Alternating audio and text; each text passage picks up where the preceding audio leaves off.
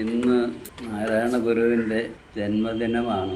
നാടെമ്പാടും ഇന്ന് വലിയ ഒരു ഉത്സവ ദിനമായിട്ടാണ് കൊണ്ടാടുന്നത്. വാസ്തവത്തിൽ നാരായണ ഗുരു ജനിച്ചത് എന്താണ്? ചെമ്പഴന്തിയിൽ നാണുവാശാൻ്റെയും കുട്ടിയമ്മയുടെയും മകനായി ഒരു ചതയനാളിൽ ജന്മമെടുത്തത് നാരായണ ഗുരു ആയിരുന്നില്ല. ഒരു കുട്ടി ജനിച്ചു. ആ കുട്ടിക്ക് പിന്നീടാണ് നാരായണൻ എന്ന പേരിട്ടത്. അപ്പം ജനിച്ചത് നാരായണനായിരുന്നില്ല എന്ന് തന്നെയല്ല, നാരായണ ഗുരുവുമായിരുന്നില്ല. ഈ നാരായണൻ പിന്നെ നാണുവാശാനായി പിൽക്കാലത്ത് വലിയ തീർത്ഥാടനങ്ങളെല്ലാം നടത്തി മരുത്വാമലയിലും അരുവിപ്പുറത്ത് തപസ് ചെയ്തു. ഇതിൻ്റെയൊക്കെ ഫലമായിട്ട് ആ നാണുവാശാന് ഒരു ജ്ഞാനോദയം എന്ന് തന്നെ പറയാം, ഒരു ജ്ഞാനോദയം ഉണ്ടായി. ഈ നാണുവാശാൻ നാരായണ ഗുരുവായി മാറിയതെന്ന് എന്നുള്ളത് വാസ്തവത്തിൽ ആർക്കും അറിയില്ല. ആ ഗുരുവിൻ്റെ ജ്ഞാനോദയം ഏത് തരത്തിലുള്ളതായിരുന്നു? ഗുരുവിന് ഒരു സത്യദർശനമുണ്ടായി. എന്തായിരുന്നു ആ സത്യദർശനം? ഒരു വശത്ത് ഗുരു പറയും, ഉപനിഷദുക്തി രഹസ്യം ഓർത്തിടയണം, ആത്മോപദേശ പുസ്തകത്തിനകത്തുള്ള ഒരു വരിയാണ്. അപ്പോൾ ഉപനിഷത്തുകളിൽ പഠിപ്പിക്കുന്ന ജ്ഞാനരഹസ്യം തന്നെയാണ് ഗുരുവും കണ്ടെത്തി ലോകത്തിനോട് പറഞ്ഞത്. ആ പറഞ്ഞ വാക്കുകളാണ് പിന്നീട് ആത്മോപദേശ ശതകത്തിൻ്റെ രൂപത്തിൽ ഗുരു എഴുതി വച്ചത്. മറ്റൊരു സന്ദർഭത്തിൽ അതേ ജ്ഞാനരഹസ്യം തന്നെ കൂടുതൽ പരമ്പരാഗതമായ ശൈലിയിൽ ദർശനമാലയിലും എഴുതി വച്ചു. ഇതൊക്കെ കണ്ടെത്തി പഠിപ്പിച്ച ഗുരുവിനെയാണ് നമ്മൾ ആദരിക്കുന്നത്. പണ്ട് നടരാജഗുരു ഇന്നത്തെ ബ്രഹ്മവിദ്യാമന്ദിരം നിൽക്കുന്ന സ്ഥലത്തുണ്ടായിരുന്ന കുന്നിൽ താമസിക്കുമ്പോൾ ഞാനും കൂടെ ഉണ്ടായിരുന്നു. ഗുരുവിനെ കാണാൻ പല ആളുകൾ കയറി വരും ആ കുന്നിലേക്ക്. വന്നാലുടൻ ഗുരു ചോദിക്കും. ഗുരുവിന് ഒരു സൗമ്യമായ രീതി ഒന്നും അല്ല ഉണ്ടായിരുന്നത്. ഉടനെ അവരോട് ചോദിക്കും, നാരായണ ഗുരു ആരായിരുന്നു? സമുദായപരിഷ്കർത്താവോ ഗുരുവോ? അവർ പറയും സമുദായപരിഷ്കർത്താവോ. എന്നാൽ കടക്ക് പുറത്ത് ഇങ്ങോട്ട് കയറണ്ട, ഞങ്ങൾക്കുള്ള സ്ഥലമല്ല ഇത് എന്ന് ഗുരു ഉറക്കെ അങ്ങ് പറയും. അവർ പേടിച്ചങ്ങ് പോവുകയും ചെയ്യും. അപ്പോൾ ഇത്ര വിട്ടുവീഴ്ചയില്ലാത്ത നിലപാടാണ് നാരായണ ഗുരുകുലത്തിൻ്റെ സ്ഥാപകനായ നടരാജ ഗുരു ഇക്കാര്യത്തിൽ സ്വീകരിച്ചത്. ഗുരുവിൻ്റെ കൃതികളിൽ ചെറുതും വലുതുമായിട്ട് 62ഓളം കൃതികളുണ്ടല്ലോ.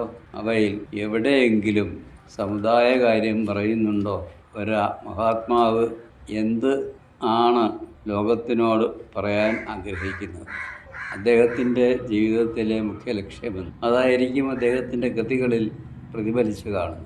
അങ്ങനെ നോക്കുമ്പോൾ നാരായണ ഗുരുവിൻ്റെ കൃതികളിൽ ഒരിടത്ത് പോലും സാമുദായിക കാര്യം പറഞ്ഞിട്ടേയില്ല. പിന്നെയോ ആത്മാവിൻ്റെ ഏകത, ആത്മസ്വരൂപം എന്ത്? ആത്മസ്വരൂപം എന്ന് പറഞ്ഞാൽ എന്താ?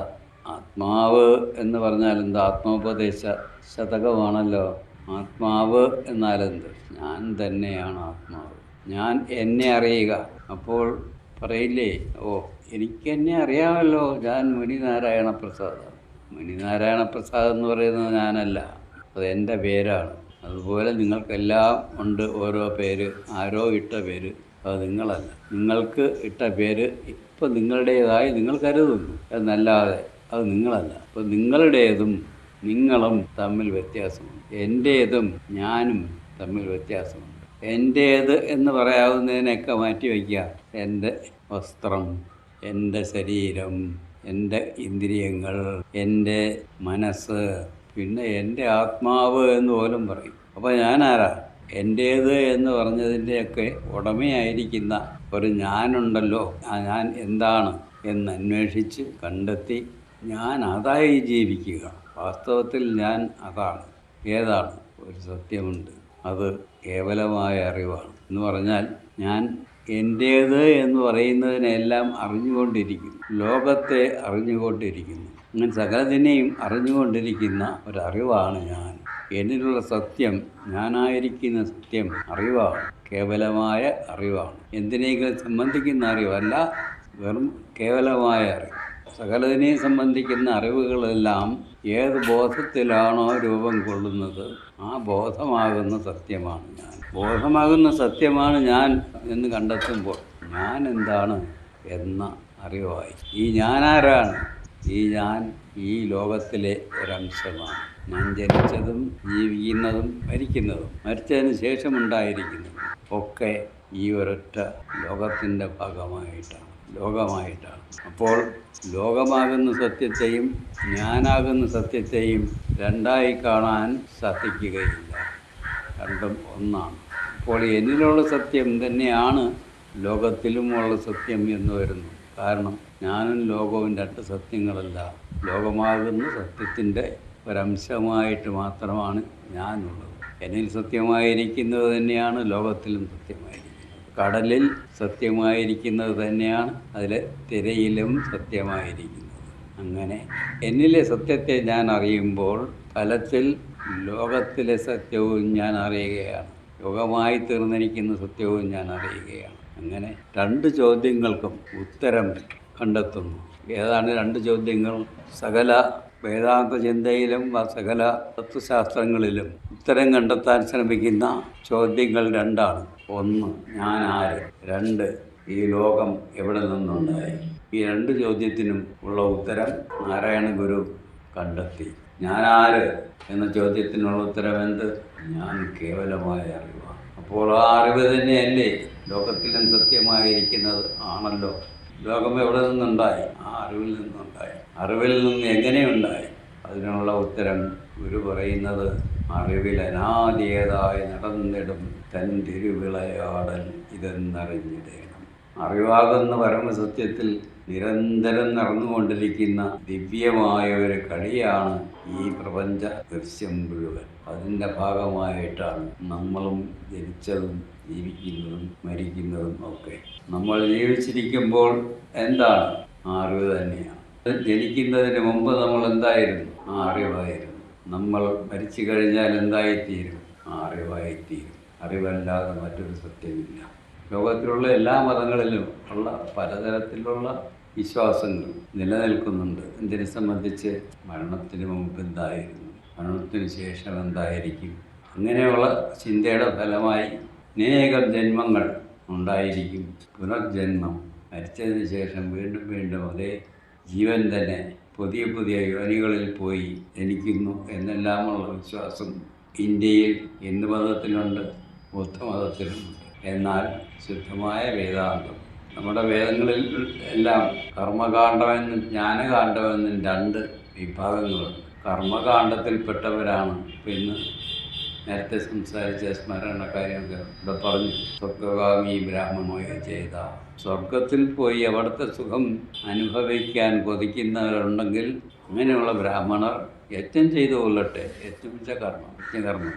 അപ്പോൾ യജ്ഞകർമ്മങ്ങളുടെ ലക്ഷ്യമെന്ത്? സ്വർഗത്തിൽ പോയി സുഖിക്കുക. ശാശ്വതമായി സുഖിക്കാനൊപ്പോ ഇല്ല. ആ ആർജിച്ച പുണ്യം തീരുമ്പോൾ തിരികെ താഴെ വന്ന് ഭൂമിയിൽ വീഴും. പിന്നെ വീണ്ടും പുണ്യം ആർജിച്ച് സ്വർഗത്തിൽ പോകും. വീണ്ടും അവിടെ നിന്ന് താഴെ വന്നു. ഇങ്ങനെ വന്നും പോയും ഇരിക്കുന്ന സ്വഭാവത്തോടു കൂടിയ ഒന്നാണ് നമ്മുടെ ജനന മരണങ്ങൾ എന്നൊക്കെ ഹിന്ദുമതത്തിൽ പോലും ഉണ്ട്. അങ്ങനെ വിശ്വാസം ഹിന്ദുമതത്തിൽ പോലും നിലനിൽക്കുന്നു. ഇതൊക്കെ എവിടെ നിന്ന് വന്നു?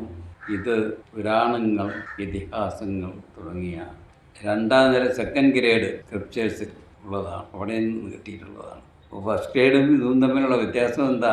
ഫസ്റ്റ് ഗ്രേഡിൽ വളരെ സൂക്ഷ്മമായ സത്യത്തിൻ്റെ രഹസ്യം വെളിപ്പെടുത്താൻ ശ്രമിക്കുന്നു. അത് എല്ലാവർക്കും മനസ്സിലാവുകയില്ല. ചില ഉപനിഷത്തുകളിൽ പഠിപ്പിക്കാനുള്ള രഹസ്യം മുഴുവൻ വെളിപ്പെടുത്തി കഴിഞ്ഞതിന് ശേഷം കേൾക്കുന്ന ശിഷ്യനോട് ഗുരു പറയുന്നു, ഇത് നീ മറ്റാർക്കും പറഞ്ഞു കൊടുക്കരുത്. നിൻ്റെ മൂത്ത പുത്രന് മാത്രം പറഞ്ഞു കൊടുക്കണം. മൂത്ത പുത്രൻ എന്ന് വെച്ചാൽ ആദ്യത്തെ പ്രഥമ ശിഷ്യൻ എന്നുകൂടി അർത്ഥമുണ്ട്. അപ്പോൾ അങ്ങനെ രഹസ്യ സ്വഭാവമുള്ള ഒന്നാണ് ഈ ഫസ്റ്റ് ഗ്രേഡിൽപ്പെട്ട ശാസ്ത്രങ്ങളിൽ, ഉപനിഷത്തുകളിലും മറ്റും പഠിപ്പിക്കുന്നത്. അതെല്ലാവർക്കും മനസ്സിലാവുകയില്ല. എന്നാൽ മറ്റുള്ളവർക്കും വേണ്ടേ? ഒന്നാമത്തെ ഗ്രേഡിലുള്ള ഈ ഉപനിഷത്ത് രഹസ്യമൊന്നും മനസ്സിലാക്കാൻ കഴിവില്ലാത്ത ആളുകൾക്കും വേണ്ട എന്തെങ്കിലും അവരുടെ ജീവിതത്തിന് ആശ്വാസം നൽകുന്ന ഉപദേശങ്ങൾ വേണം. അതിനു വേണ്ടിയാണ് പുരാണങ്ങളും ഇതിഹാസങ്ങളും എല്ലാം രചിക്കപ്പെട്ടിട്ടുള്ളത്. അവയിലാണ് ഇമാതിരിയുള്ള വിശ്വാസങ്ങളെല്ലാം രേഖപ്പെടുത്തിയിട്ടുള്ളത്. അപ്പോൾ ഇതൊക്കെ ഭാരതീയ സംസ്കാരത്തിൻ്റെ അടിത്തറയായിരിക്കുന്ന വിശ്വാസങ്ങളാണ് എന്ന് കരുതാൻ നിവൃത്തിയില്ല. അങ്ങനെയുള്ള വിശ്വാസങ്ങളല്ല തത്വങ്ങൾ നമ്മൾ പഠിപ്പിക്കുന്നത് ഉപനിഷത്തുകളിലാണ്. ആ ഉപനിഷത്തുകളിൽ പറയുന്ന രഹസ്യം തന്നെ പല ഉപനിഷത്തുകളും പല രീതിയിൽ ആണ് പഠിപ്പിക്കുന്നത്. ചാന്തോക്യ ഉപനിഷത്തെടുത്താൽ വളരെ വളരെ നീണ്ടു പോകുന്ന ഒരു പഠന രീതിയിൽ കൂടി കടന്ന് അവസാനം ഞാൻ ആര് എന്ന ആ തത്വത്തിൽ തന്നെ വന്നു നിൽക്കുന്നു. അങ്ങനെയൊന്നും പോകാതെ നേരിട്ട് തന്നെ ഞാൻ ആര് എന്ന അന്വേഷണം നടത്തി ആ ചോദ്യത്തിന് ഉത്തരം കണ്ടെത്തി ഞാൻ അറിവാണ്. ആ അറിവാകുന്ന സത്യം തന്നെയാണ് ഈ ലോകമായി തീർന്നിരിക്കുന്നത്. അതിൽ നടക്കുന്ന ദിവ്യമായ ഒരു കളിയാണ് അനാദിയതായി നടന്നിടും തൻ തിരുവിളയാടൽ ആണ്. തിരുവിളയാടൽ എന്ന് പറഞ്ഞാൽ അത് തമിഴ് വാക്കാണ്. ദിവ്യമായ കളി. ആ ദിവ്യമായ കളിയാണ് ഈ ലോകമായി കാണപ്പെടുന്നത്. അങ്ങനെയുള്ള ദിവ്യമായ കളിയുടെ സ്വഭാവം ആണ് ആത്മോപദേശത്തിൻ്റെ 2ാം പകുതിയിൽ വിവരിക്കുന്നത്. ആ ദിവ്യമായ കളി ആത്മാവിൽ അല്ലെങ്കിൽ അറിവിൽ നടക്കുന്നതിന് ഇടയാക്കുന്നത് അതിൽ തന്നെ അന്തർഭവിച്ചിട്ടുള്ള മായാരഹസ്യമാണ്, മായാതത്വമാണ്. ആ മായാതത്വത്തിൻ്റെ സ്വഭാവം 51 തൊട്ട് 60 വരെ ശ്ലോകങ്ങളിൽ വ്യക്തമാണ്. പിന്നീടങ്ങാട്ട് ആ മായ കൊണ്ടുണ്ടാകുന്ന പ്രകൃതി ദൃശ്യങ്ങളുടെ പല പല ഭാവങ്ങൾ എടുത്തു കാണിച്ചിട്ട് ഇതൊന്നും അറിവിൽ നിന്ന് അന്യമല്ല. ഓരോ സന്ദർഭവും വിവരിച്ചിട്ട് പറയും ഇത് അറിവിൽ നിന്ന് അന്യമല്ല. അങ്ങനെ സമസ്തവും അറിവാണ്. ഇത് 89ാമത്തെ ശ്ലോകം വരെ ഇത് നീണ്ടുപോകും. അറിവ് എന്നുള്ളതിന് സംസ്കൃതത്തിൽ ചിത്ത് എന്നാണ് പറയുന്നത്. അപ്പോൾ സകലതും ചിത്ത് തന്നെയാണ്. ആ ചിത്തിൻ്റെ കളിയാണ് ഇതെല്ലാം എന്ന് കണ്ട് അപ്പോൾ ആ ചിത്ത് തന്നെയാണല്ലോ ഉള്ളത്. അതെ, ഉള്ളത് എന്ന അർത്ഥത്തിൽ സത്ത് എന്ന് പറയും. അപ്പോൾ ചിത്ത് സത്വമാണ്. കാരണം ആ അറിവ് തന്നെയാണ് ഉള്ളത്. ബാക്കി ഒന്നിനും സ്വന്തമായ ഉണ്മയില്ല. അപ്പോൾ ചിത്ത് സത്ത് തന്നെയാണ്. ഇത് തന്നെയാണ് ഈ രഹസ്യം അറിയുമ്പോൾ ഞാൻ ആ ചിത്തും സത്തും ആയിരിക്കുന്ന സത്യമാണ്. ഈ പ്രപഞ്ചം സത്തും ചിത്തുമായിരിക്കുന്ന സത്യമാണ്. ഇതറിയുമ്പോഴോ പ്രപഞ്ച രഹസ്യം അറിഞ്ഞു, എന്നെ സംബന്ധിക്കുന്ന രഹസ്യം അറിഞ്ഞു. ഇനി എന്തറിയണം? ഒന്നും അറിയേണ്ടതില്ല. അറിയേണ്ടതെല്ലാം അറിഞ്ഞു കഴിഞ്ഞു. അങ്ങനെ ഒരു സംതൃപ്തി കൊണ്ട് അവരവരുടെ ഉള്ളം നിറയും. ആ സംതൃപ്തിയെ ആനന്ദം എന്ന് പറയും. ഈ ആനന്ദം എവിടെ എങ്ങനെ അനുഭവപ്പെടുന്നു? അറിവിൽ തന്നെയാണ് അനുഭവപ്പെടുന്നത്. അല്ലെങ്കിൽ അറിവിൻ്റെ ഒരു വശം തന്നെയാണ് ആനന്ദാനുഭവം. അതുകൊണ്ട് അത് സത്വം ചിത്തുമായിരിക്കുന്നതോടൊപ്പം ആനന്ദവുമാണ്. അങ്ങനെ പരമമായ സത്യമെന്ത് എന്ന് ചോദിച്ചാൽ സത്താണ്, ചിത്താണ്, ആനന്ദമാണ്. സർവം ഹി സച്ചിദാനന്ദം എന്ന ദർശനമാലയിലെ ഒരു വരിയിൽ ഗുരു പറയും. ആത്മോപദേശ ശതകത്തിൻ്റെ അവസാനം ആനന്ദം എന്നുള്ളതിനെ ഉപനിഷത്തോട് ചേർത്ത് വെച്ച് അമൃതം എന്ന വാക്കാണ് ഉപയോഗിക്കുന്നത്. സച്ചിത് അമൃതമെന്ന് തെളിഞ്ഞു ധീരന സദസതി പ്രതിപത്തിയെ സത്വവും അതി മൃദുവായി ആ സച്ചിതമൃതത്തിൽ സ്വയം മൃദുവായി ഓരോരുത്തരും അമരണം. അതാണ് അന്തിമമായി ഗുരുവിന് പഠിപ്പിക്കുവാനുള്ളത്. എന്നാൽ ഇതൊന്നും അല്ല സാധാരണഗതിയിൽ ആളുകൾ ഗുരുവിൻ്റെ മഹത്വമായി എണ്ണിപ്പോരുന്നു. സംഘടിച്ച് ശക്തരാകുക, അത് ഗുരുവിൻ്റെ ഒരു സന്ദേശമാണ്. അതിനെ പൊക്കിപ്പറഞ്ഞ് അതാണ് ഏറ്റവും കൂടിയ ഗുരുവിൻ്റെ ഉപദേശം എന്ന് പറഞ്ഞ് ആളുകളെ സംഘടിതരാക്കുവാനും സംഘടനയിൽ അംഗങ്ങളാക്കി ചേർക്കുവാനും ഒക്കെ ഉള്ള ശ്രമമാണ് എവിടെയും നടക്കുന്നത്. വാസ്തവത്തിൽ ഈ സംഘടിച്ച് ശക്തരാകുകയും വിദ്യ കൊണ്ട് സ്വതന്ത്രരാകുകയും സംഘടിച്ച് ശക്തരാകുകയും ഇത് നാരായണ ഗുരുവിൻ്റെ സ്വന്തം വാക്കുകളല്ല. SNDP യോഗത്തിൻ്റെ ആദ്യകാലത്ത് അത് കുട്ടനാട്ട് പ്രദേശത്താണ് ആദ്യം പ്രചാരത്തിലായത്. അവിടെയെല്ലാം പോയി സംഘടനയിൽ ആളുകളെ ചേർത്ത് സംഘടനയെ വലുതാക്കുവാൻ വേണ്ടി സംഘടനാ സെക്രട്ടറി എന്ന ഒരു സ്ഥാനപ്പേര് നൽകി TK മാധവനെ നിയോഗിച്ചു.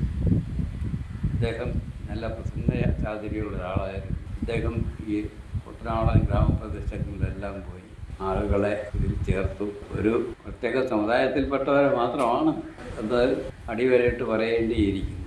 അവരെ എല്ലാം ഇതിനകത്ത് ചേർത്തു. അപ്പോൾ അങ്ങനെ അവരുടെ ഇടയിലേക്ക് പോകുവാൻ, ഗുരുവിൻ്റെ ഒരു പ്രതിനിധി എന്ന നിലയിൽ പോകുവാൻ തീരുമാനിച്ചപ്പോൾ അദ്ദേഹത്തിന് തോന്നി ഗുരുവിൻ്റെ ഒരു സന്ദേശം നിങ്ങൾക്ക് ഗുരുവിൻ്റേതായ വാക്കുകൾ ഒരു സന്ദേശമായി കൊണ്ടുപോകുന്നത് നന്നായിരിക്കും എന്ന്. അങ്ങനെ ഒരാശയം അദ്ദേഹം തന്നെ വന്ന് ഗുരുവിനോട് പറഞ്ഞു.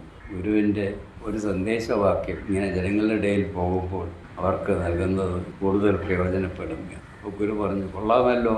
അപ്പോൾ TK മാധവൻ്റെ കയ്യിൽ ഒരു സന്ദേശവാക്യം എഴുതിയതൊക്കെ ഉണ്ടായിരുന്നു. എന്താണ്? അത് എഴുതിയത് ആരാണ്? T K Madhavan. എന്താണ് എഴുതിയിരുന്നത്? വിദ്യ കൊണ്ട് സ്വതന്ത്രരാകുവിൻ, സംഘടിച്ച് ശക്തരാകുവിൻ. ഇത് ഗുരുവിനെ കാണിച്ചിട്ട് ഇതായാലോ എന്ന് ചോദിച്ചു. ഗുരു കണ്ടിട്ട് പറഞ്ഞു, കൊള്ളാമല്ലോ. ഇങ്ങനെ കൊള്ളാമല്ലോ എന്ന് 2 പ്രാവശ്യം. ഒന്ന്, സന്ദേശം ഉണ്ടായിരിക്കുന്നത് കൊള്ളാം. 2, ഈ സന്ദേശം കൊള്ളാം. അന്ന് ഗുരുവിൻ്റെ ഒരു അപ്രൂവൽ കിട്ടി. എഴുതിയത് ടി കെ മാധവൻ. അപ്പോൾ ടി കെ മാധവൻ്റെ മേധയിൽ നിന്ന് വെളിപ്പെട്ടു വന്ന 2 വാക്യങ്ങളാണിത് എന്ന് ഇന്ന് ലോകർ അറിയുന്നില്ല. ഗുരുവിൻ്റെ അനുയായികൾ എന്ന് അവകാശപ്പെടുന്ന ആളുകൾ അറിയുന്നില്ല. മറിച്ച് അത് ഗുരുവിൻ്റെ വാക്യങ്ങളാക്കി തന്നെ പ്രചരിപ്പിക്കപ്പെടുന്നു. ഏതായാലും ഗുരുവിൻ്റെ മേധയിൽ നിന്ന് നേരിട്ട് വരുന്ന വാക്കുകൾ എപ്പോഴും ജ്ഞാനപ്രധാനമാണ്.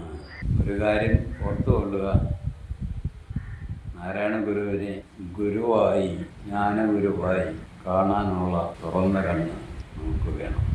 സമുദായത്തിൻ്റെ ഒരു ചെറിയ ഇട്ടാവട്ടത്തിനകത്ത് നിർത്തിക്കാണാനുള്ള ആളല്ല നാരായണ. കേരളത്തിൻ്റെ ഇട്ടാവട്ടത്തിനകത്ത് നിർത്തിക്കാണേണ്ട ആളല്ല നാരായണ. ഗുരു പഠിപ്പിച്ച രഹസ്യം, ജ്ഞാനരഹസ്യം, അത് മനുഷ്യർക്കെല്ലാം വേണ്ടിയുള്ളതാണ്. അറിയാൻ ആഗ്രഹിക്കുന്ന സകലമാന മനുഷ്യർക്കും വേണ്ടി ഉള്ളതാണ്. അത് മനുഷ്യരാശിക്ക് വേണ്ടിയുള്ളതാണ്, അല്ലാതെ ഈഴവർക്ക് വേണ്ടിയുള്ളതല്ല. നാരായണ ഗുരു ഈഴവരുടെ ഗുരുവായിരുന്നില്ല, മറിച്ച് മനുഷ്യവർഗത്തിൻ്റെ ഗുരുവായിരുന്നു, ഇന്നും ആണ്. ഇക്കാര്യം എല്ലാവരും ഓർത്തുകൊള്ളണം എന്ന് മാത്രം പറഞ്ഞുകൊണ്ട് ഞാൻ നിർത്തുകയാണ്. എല്ലാവർക്കും നമസ്കാരം. ഓം പൂർണ്ണമദഃ പൂർണ്ണമിദം പൂർണ്ണമുദച്യതേ പൂർണ്ണസ്യ പൂർണ്ണമാദായ പൂർണ്ണമേവാവശിഷ്യതേ. ഓം ശാന്തി ശാന്തി ശാന്തി.